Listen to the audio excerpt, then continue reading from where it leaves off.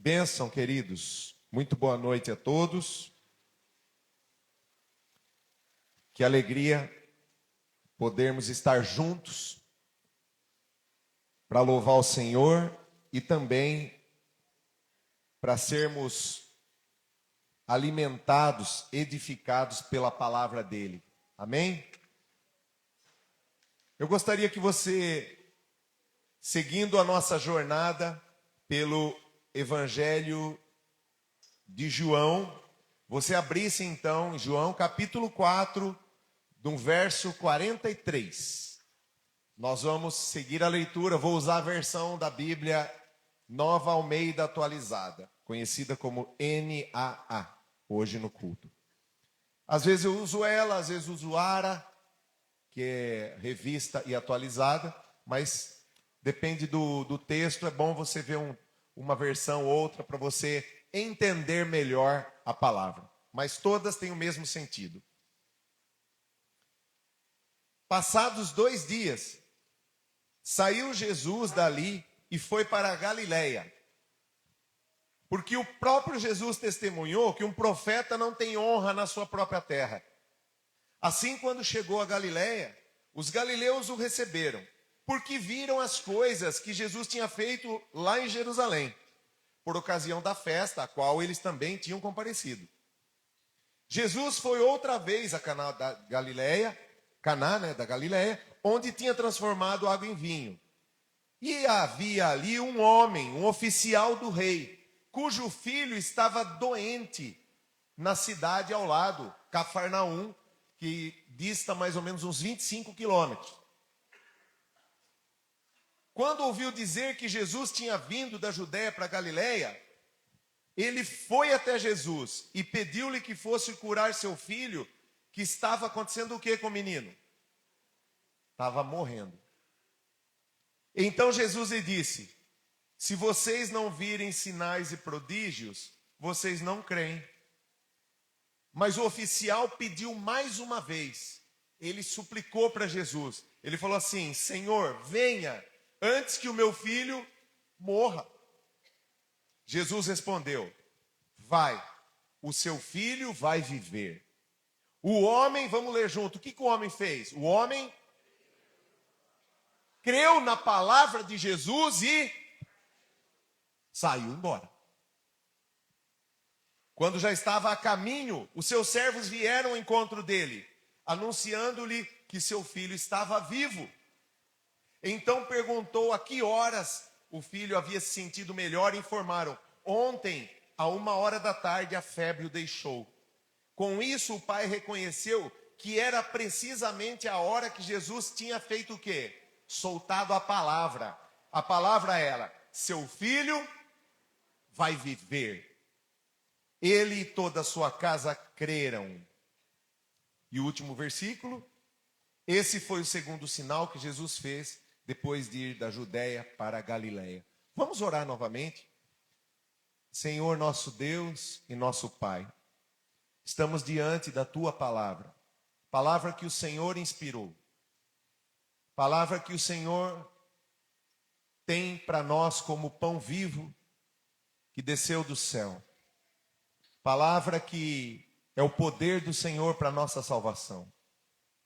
Que o Teu Espírito Santo tome essa palavra e traga dos nossos ouvidos para dentro dos nossos corações.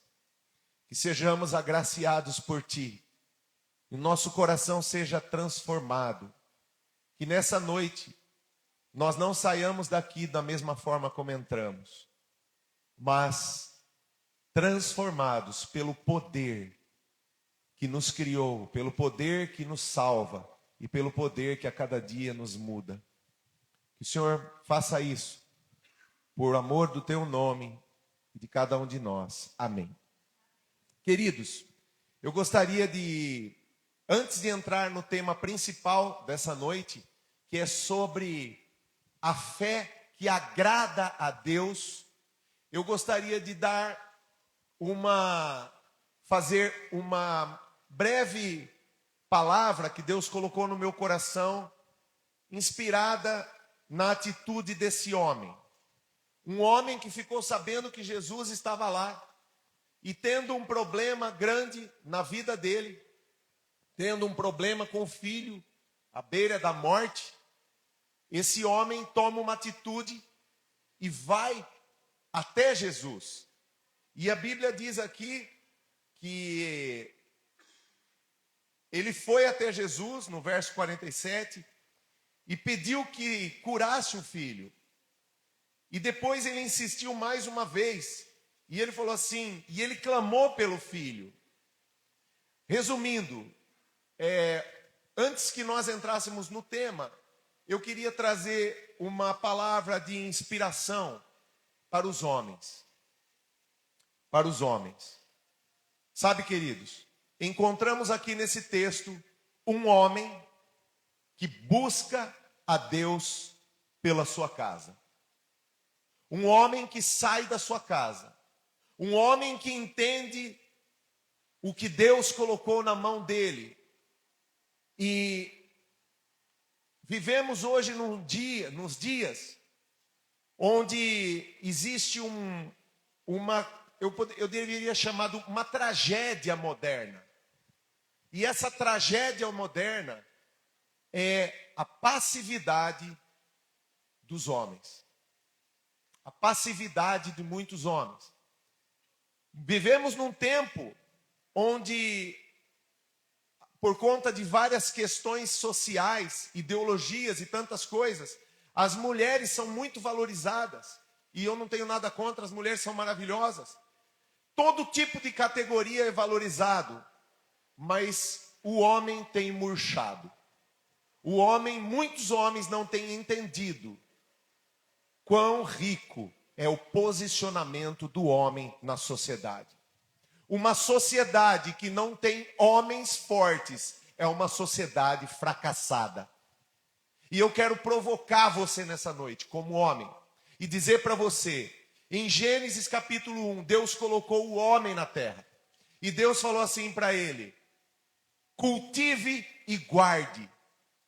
Deus abençoou o homem e colocou ele sobre cabeça da esposa e cabeça da família. Deus abençoa os homens que se posicionam como líderes, como aqueles que falam, eu estou aqui, eu vou correr atrás, eu vou atrás de Jesus em prol da minha família. Infelizmente, muitos homens hoje, eles meio que estão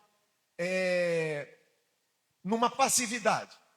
Estão dormindo o sono demoníaco. Estão dormindo diante de necessidades da sua própria família. Estão dormindo diante dos seus filhos se perderem para o diabo, para a droga. Estão passivos diante de situações do diabo entrando na sua própria família e eles estão dormindo num sono maligno. O sono da passividade.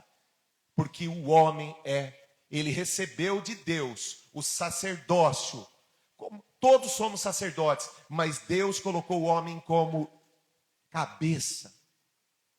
Como aquele que traz direção. E aquele que traz direção muitas vezes não busca Jesus. Aquele que era para buscar Jesus, como esse homem fez, não busca Jesus. E aqui não vai uma crítica, mas vai um alerta. Você, homem, e para todos que vocês conhecerem, os homens fazem falta na sociedade. Os homens que se posicionam, que são líderes, que entendem de Deus. E eu queria que você abrisse em Josué capítulo 1, verso 9. Deus te deu, como homem, a autoridade para buscá-lo, para você buscar direção dele. Deus quer trazer direção através de você, homem. Amém? Deus quer que você puxe a fila. Deus quer que você reúna a sua família e ore. Deus não quer que a sua esposa faça isso. Não é que Deus não quer. Isso é uma força de expressão. A mulher pode e deve puxar. Mas entenda que você, como homem, você é quem busca a Deus. Amém, queridos? Vocês estão me entendendo? Você ora. Você fala, vamos nos arrumar para ir para a igreja. Você é o homem. Você é aquele que Deus deu força. Deu força para você lutar Hoje em dia, a sua esposa não precisa mais que você lute fisicamente contra um animal selvagem, mas ela precisa que você lute espiritualmente pela vida dela. Seus filhos precisam que você se coloque de joelho e seja um guerreiro espiritual pela sua casa. E Deus falou assim para Josué: não foi isso que eu te dei ordem? Seja o quê? Forte e corajoso. É isso que Deus quer dar para nós homens. Amém, queridos? O amém está fraco, eu quero o amém dos homens. Forte e corajoso. Vocês percebem quanto que hoje os homens têm dificuldade com isso? E muitas vezes é uma sociedade tão desprovida de liderança, que quando um homem se levanta com força e coragem, ele é taxado muitas vezes. Ah, o cara é machista. O cara é isso, o cara é aquilo. O cara não é nada, o cara é homem. O cara é homem, querido. Ele não pode ser homem mais. Ele não pode liderar. Você, esposa, incentive o seu marido a liderar. Não oprima ele. Se ele tem dificuldade para liderar, é porque não aprendeu a ser um homem ainda. Eu levei 43 anos para entender que eu tinha que me posicionar como homem. 43 anos. Quando meu pai morreu, Deus falou comigo essa palavra. Deus falou assim comigo: Val, seja forte e corajoso. Eu vou te levantar para você ser um líder. Eu quero que você lidere, começando da sua casa. E a Elaine entendeu e ela recuou. Recue, mulher. Deus não te colocou para mandar na vida do seu marido. Deus te colocou para você incentivá-lo e orar por ele. Um líder não é formado por cobranças. Não jogue as coisas na cara do seu marido. Ore por ele. Incentive ele. Fala, vai que é você. Eu confio em você. Eu estou aqui e confio em você. Amém, querido? Amém, irmãs? Ser forte e corajoso. Não tenha o quê? Não tenha medo. Nem fique assustado. Porque o Senhor, seu Deus, estará com você por onde quer que você andar. Deus tem prazer em acolher aqueles que clamam por Ele. Deus tem prazer em que você, homem, se posicione e fale: Senhor, seja comigo, eu vou tomar uma decisão. Eu vou levar, eu vou para frente. Amém, queridos? Que sejamos uma geração que vai reverter um quadro de homens fracos para um quadro. Lembrando que os homens fracos foram que faltaram do culto, tá, querido? Não é você, tá bom? Só para você não ficar ofendido. Vamos reverter. Sempre que você vê uma casa, procure incentivar. Sempre que você vê um homem, levanta a cabeça e fala: querido, busca Deus. Deus vai fazer de você um homem forte. A espiritualidade que funciona, querido, não é a espiritualidade de púlpito. A espiritualidade que funciona é o exemplo que um homem dá na sua casa. Então comece a sua liderança dentro da sua casa. Não adianta nada eu vir aqui falar esse discurso maravilhoso. Depois eu chego dentro de casa e não presto para nada. Isso não funciona. A verdadeira espiritualidade é a nossa rotina. Amém? Queridos, e agora eu gostaria de entrar no nosso tema de hoje. Jesus pega esse homem que o busca. E Jesus leva esse homem a entender algo muito importante para nós como crentes. A entender o caminho da fé que agrada a Deus. E esse homem, Jesus, antes de curar aquele filho, o filho desse homem, existe um contexto interessante. Vamos voltar aqui para o versículo 43. Passados 2 dias, Jesus saiu dali e foi para Galileia, porque o próprio Jesus testemunhou que um profeta não tem o quê? Ele não tem honra na sua própria terra. Assim, quando chegou a Galileia, os galileus o receberam, porque viram todas as coisas que ele tinha feito em Jerusalém por ocasião da festa. Vamos lá. Eu quero só trazer um contexto para você. Jesus esteve na Judéia, em Jerusalém, embaixo aqui no mapa. Lá na Judéia ele fez milagres, fez sinais. E nesse lugar, alguns da terra dele, conterrâneos de Jesus, galileus, estavam lá e viram Jesus. Mas esses caras não acreditavam em Jesus. Eles eram conterrâneos de Jesus. Por isso que Jesus falou assim: um profeta não tem honra onde? Santo de casa, como que diz o ditado? Não faz milagre. Então, Jesus sabia que o coração daqueles conterrâneos dele, aqueles galileus, eles não tinham fé em Jesus, eles não acreditavam. Mas porque eles viram milagres em Jerusalém, eles deram uma moral para Jesus e o receberam. Então Jesus aproveita a situação do homem para dar uma lição para todos nós. E essa lição é a lição do tipo de fé que agrada a Deus. E então o homem vem, esse homem, e ele pede para Jesus que curasse o filho dele. E aí, querido, acontece aquilo que eu vou dizer dos dois tipos de fé. Primeiro, a fé do iniciante e a fé verdadeira que Deus quer. Ok? Nós vamos ver agora dois tipos de fé. A fé do novo na fé e depois a fé que Deus deseja que a gente tenha. E a fé do novo na fé acontece numa frase que Jesus responde no verso 48. Jesus fala o quê? Se vocês não virem o quê? De modo nenhum vocês creem. Queridos, Jesus joga uma bomba aqui para nós. Ele pega e fala assim: se vocês não veem sinais, se vocês não veem maravilhas, vocês não acreditam em mim. Vocês não acreditam em mim e nas minhas palavras. Vocês só acreditam nos fogos, vocês só acreditam nos sinais, nas revelações, nas maravilhas que eu faço, mas em mim vocês não acreditam.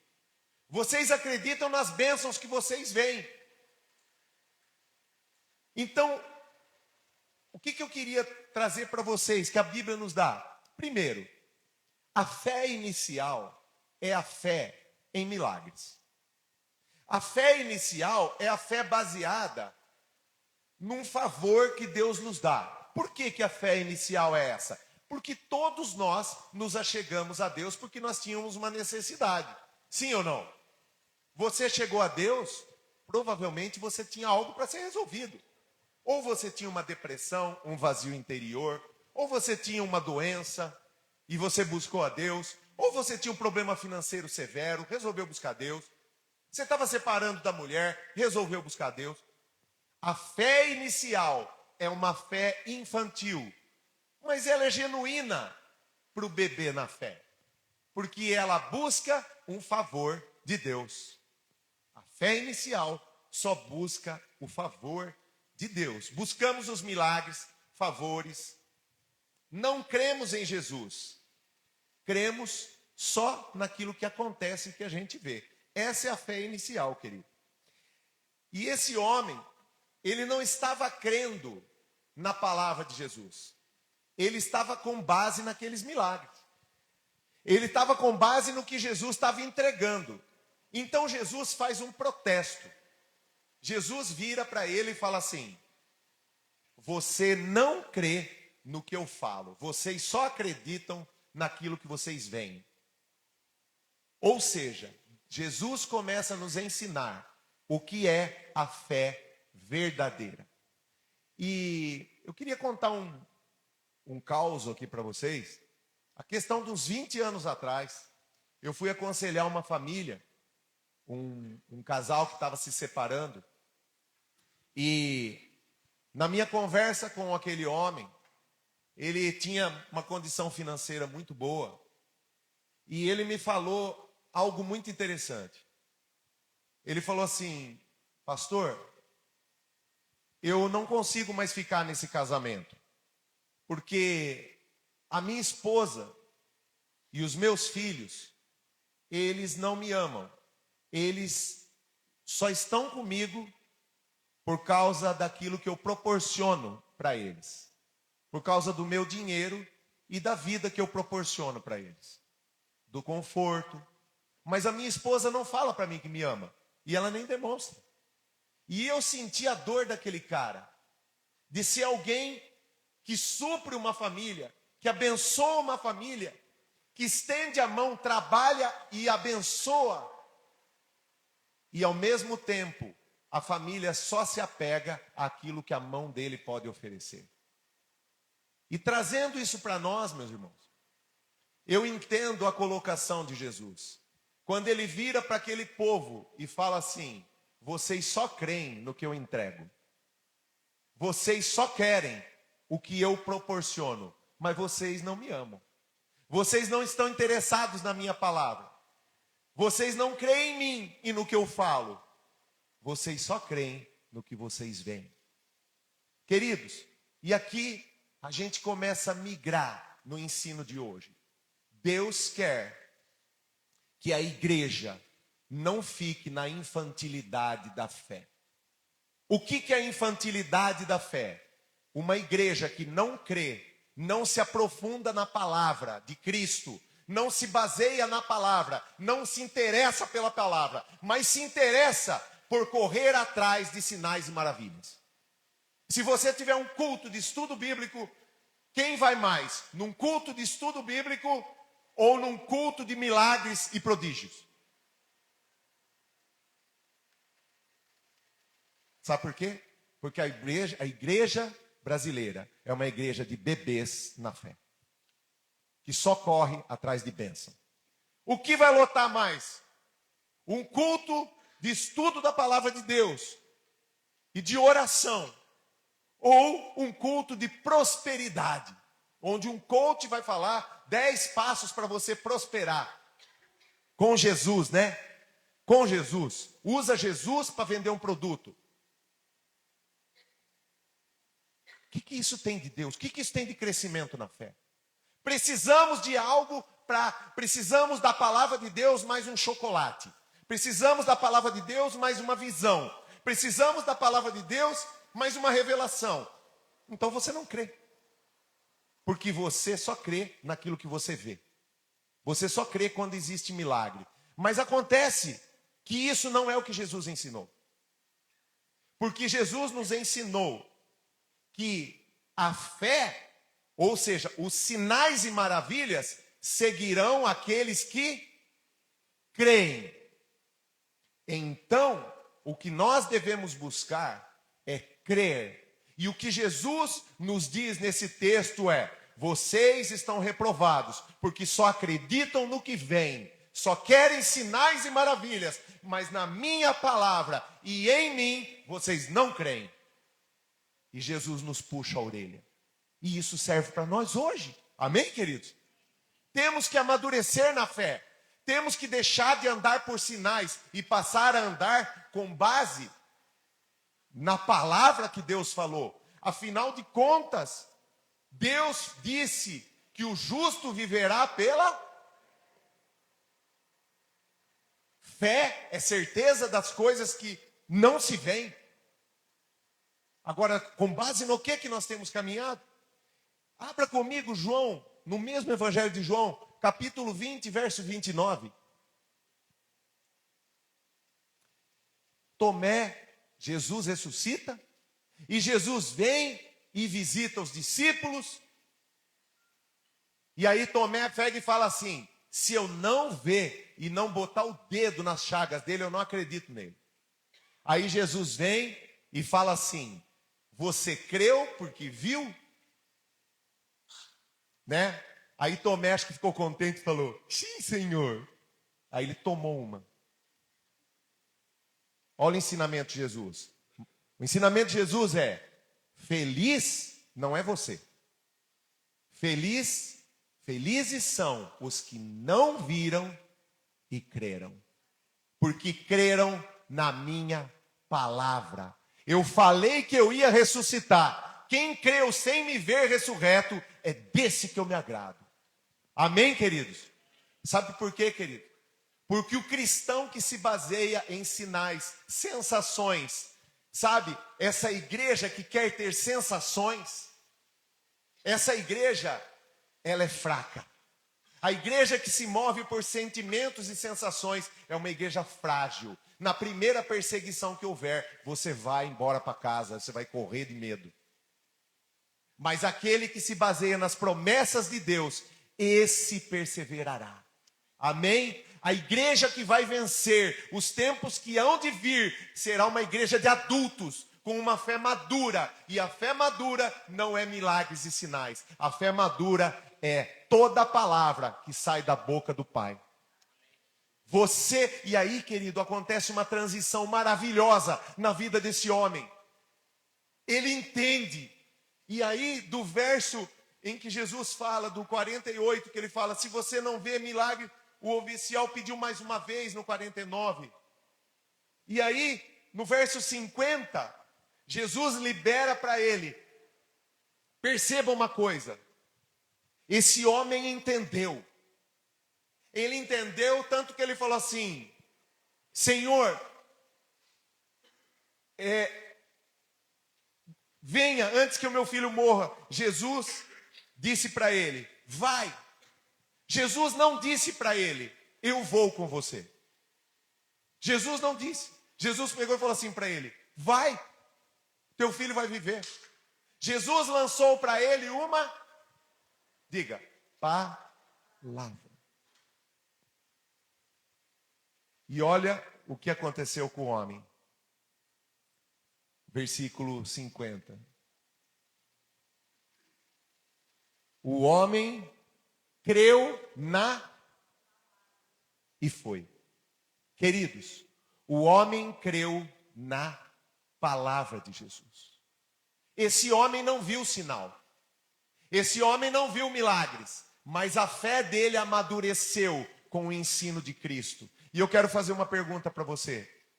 O que é que tem movido a sua vida? São sensações? São desejos de ver coisa miraculosa? Você ainda anda num pensamento infantilizado? Você ainda é um bebê na fé? Ou você procura se aprofundar na palavra de Deus, fortalece o seu coração e passa a viver do jeito que Cristo quer que você viva?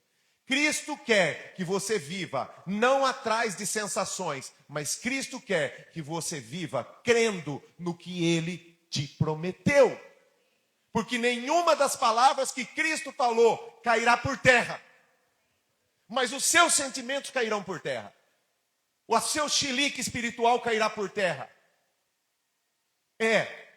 O seu desejo por qualquer coisa mística cairá por terra, mas essa palavra não cairá por terra. Então, desculpa, eu prefiro ficar em cima da palavra. Eu prefiro ensinar a palavra. Eu prefiro ensinar você a crer na palavra do que ensinar você a qualquer outra coisa espiritual. Eu acredito em sinais. Eu acredito em tudo que você imaginar. Eu sou avivado. Mas uma coisa eu sei. Os sinais não me movem. O que me move é a fé. Porque a fé não se abala. A fé não se abala. Olha que coisa interessante. 3 coisas sobre a fé. Que está nesse texto. Versículo 49. Ele fala assim, Jesus, venha curar o meu filho antes que ele faça o quê? Antes que ele morra. A primeira coisa que nós temos que entender, querido. A fé em Jesus Cristo transcende a morte. Acho que nessa hora Jesus deve ter rido. Ele falou assim, você acha que eu só posso curar uma pessoa viva? Você acha que eu não posso levantar um morto? E depois disso, em João 11, nós vamos chegar nesse texto, com a graça de Deus, onde Jesus ressuscita quem? Lázaro.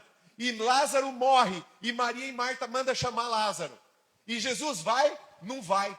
E ele deixa Lázaro feder. Ele fala assim, morreu. Não basta, agora ele tem que ficar vários dias morto, para que esse povo veja que o meu poder transcende o que esse povo tem medo, que é a morte. Eu sou maior que a morte. Amém, queridos? A primeira coisa sobre a fé transcende a morte. A sua fé em Cristo é aquilo que vai te levar para o céu. Um dia o nosso corpo será corrompido, mas o seu homem interior, a sua fé, aquilo que Deus depositou em você é eterno. jamais você será destruído, porque você está separado e tem o selo de Deus na sua vida, se você creu em Cristo. A segunda coisa interessante está no 53, onde Jesus cura o filho dele exatamente no momento em que Jesus pega e fala assim: vai que o teu filho vive. A 25 quilômetros de distância, aquele menino, a febre cedeu e o menino levantou. Você ora aqui, e as pessoas do outro lado do mundo recebem a sua oração. Amém? Você ora aqui e o camarada que está na UTI, em qualquer lugar, recebe a sua oração. Você ora aqui, o seu filho que está muito longe, o seu parente que está muito longe, nada impede, o espaço não impede, a morte não impede a fé de agir quando uma palavra de Deus é liberada. E terceiro e último, isso é sensacional. Jesus não vai até aquele menino. Quem vai até aquele menino é a palavra. Sabe o que nós temos que aprender, querido? Que a palavra de Deus declarada é tão poderosa quanto a presença dele. Para Jesus não faz diferença, porque Jesus, o nosso Deus, ele é onipresente. Aonde está a palavra de Deus, ali está a presença de Deus. E aquele que crê e interioriza, e crê e traz para a sua vida a fé, e come da palavra, se alimenta da palavra, clama e crê, esse daí traz para si a presença de Jesus Cristo, com todo o poder que ele tem. Olha que interessante, João 15, verso 7. Olha o que Jesus nos diz.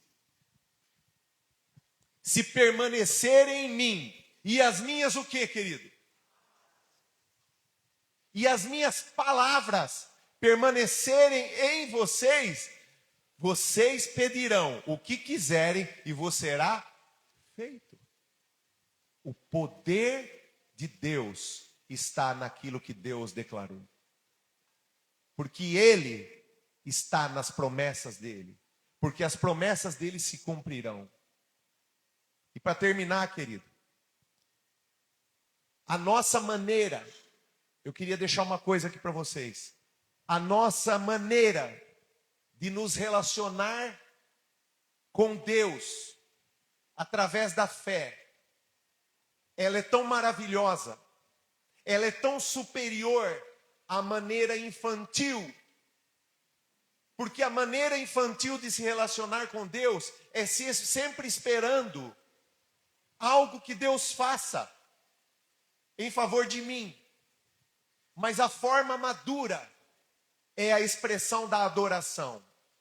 E essa forma madura, ela não parte mais sempre da expectativa de que Deus me faça algo, mas você passa a viver com o desejo de adorar a Deus, de servi-lo, de você poder fazer algo por Ele, e não mais você só sugar as mãos dEle, porque mais bem-aventurado é o que dá do que o que recebe, e isso afeta a nossa maneira de nos relacionar uns com os outros. Uma criança só se relaciona pelo que quer, mas o adulto se relaciona para doar. Um menino se relaciona para sugar, mas o homem se relaciona para suprir. Por isso que eu falei no começo, esse era um homem. Um homem se relaciona para proteger sua casa. Um homem se levanta e põe a mão no peito do diabo. Esse é o homem, esse é o adulto, essa é a mulher que Deus quer nos tornar. Amém? A fé madura é uma fé que ela tem expectativa. E a expectativa do adulto na fé é ele servir a Deus, ele adorar a Deus. Enquanto que a fé imatura, ele vem para a igreja esperando ter uma sensação. Ele busca a Deus esperando algo, mas ele não crê. Entenda que você esperar algo de Deus é bom, mas você querer só as bênçãos de Deus não é bom. Tem uma passagem, duas passagens que eu queria deixar com vocês. A primeira, Jesus conta que haviam 10 leprosos. E esses 10 leprosos foram curados por Jesus. Sim ou não? Quantos voltaram? 10 receberam milagres. Mas quantos voltaram para conhecer a Cristo? 1. E Jesus disse para ele: a tua fé te salvou. Queridos, o crente baseado em eventos, ele é crente de um milagre só. Mas o crente que baseia sua vida na palavra de Deus, na comunhão com Deus, é um crente que anda com Deus. E os milagres seguirão toda a vida dele. Os milagres seguem a vida do homem de fé. Os milagres seguem a vida daqueles que se debruçam e creem. Fala: Senhor, eu estou contigo. Eu estou com o Senhor, porque eu creio em Ti e nas Tuas palavras. E Jesus quer muito mais de nós do que apenas nos fazer um favor. Ele não quer que você conheça os milagres dele. Ele quer que você conheça Ele. O Deus dos milagres. Eu não quero andar com milagres. Eu não quero amizade com milagres. Eu quero amizade com o Deus dos milagres. Eu não quero andar com eventos, com coisas que a Elaine sabe. Eu quero andar com a Elaine. Eu quero é a presença. Amém, queridos? Eu quero é a presença de Deus. Porque Deus estará conosco em qualquer situação. E o outro texto que eu me lembrei é que quando havia uma mulher com um fluxo de sangue, com uma hemorragia há 12 anos, e essa mulher, à margem da sociedade e com vergonha e doente, ela se achega até Jesus. Ela descobre que Jesus está no lugar. E ela vai. E ela se apresenta para Jesus? Não. Ela vai escondidinha, no meio daquela multidão, e toca por trás nas vestes de Jesus. E ela pensa assim na cabeça dela: eu só preciso de um milagre. Esse é o nosso pensamento inicial. Eu só preciso de um milagre. E quando ela toca em Jesus, ela é imediatamente curada. Ela é curada. Já tinha acontecido. E Jesus percebeu que dele saiu poder. Queridos, entenda uma coisa. Jesus estava com um monte de coisa para fazer. Jesus percebeu que saiu o poder dele. Ele poderia ter falado assim: alguém foi curado aí, hein? Ó, boa sorte. Mais um. Conta aí, mais um milagre para mim. Jesus poderia ter deixado isso como um simples milagre. Mas ele não fez isso. Ele não faz isso com a gente. Ele parou e ele virou para os discípulos e falou o quê? Qual foi a pergunta dele? Quem me tocou? Eu quero conhecer essa pessoa. Eu não quero entregar só um milagre para essa pessoa. Eu quero que ela entenda e que ela olhe nos meus olhos e que ela saiba que eu estou com ela. Eu quero que ela ande comigo. Eu quero que ela creia em mim e não no que aconteceu. Somente. O que aconteceu foi só um sinal. Mas agora eu quero olhar nos olhos dessa mulher. E aí ele vira e os discípulos falam assim: como que você pergunta quem me tocou? Você está amassado, tem 200 pessoas te tocando. Ele falou: não, alguém tocou em mim com fé.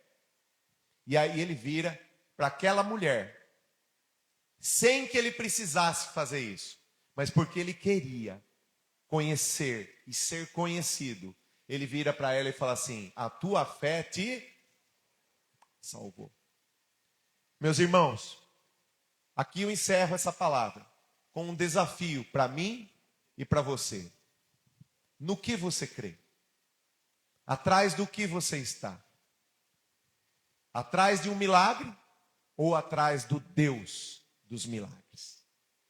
Você é o cara das campanhas que vão te beneficiar Ou você é o cara que quer entrar na palavra de Deus e conhecer mais a Deus e viver a maior aventura que um homem pode ter, que é conhecer a Deus profundamente. Não existe experiência mais rica nesse mundo do que conhecer o nosso Criador. Essa palavra é um confronto para nós. Mas entenda, a fé que agrada a Deus é a fé nele e na palavra dele. É isso que agrada ao Senhor. Quero chamar a banda para vir aqui e quero te convidar para ficar em pé.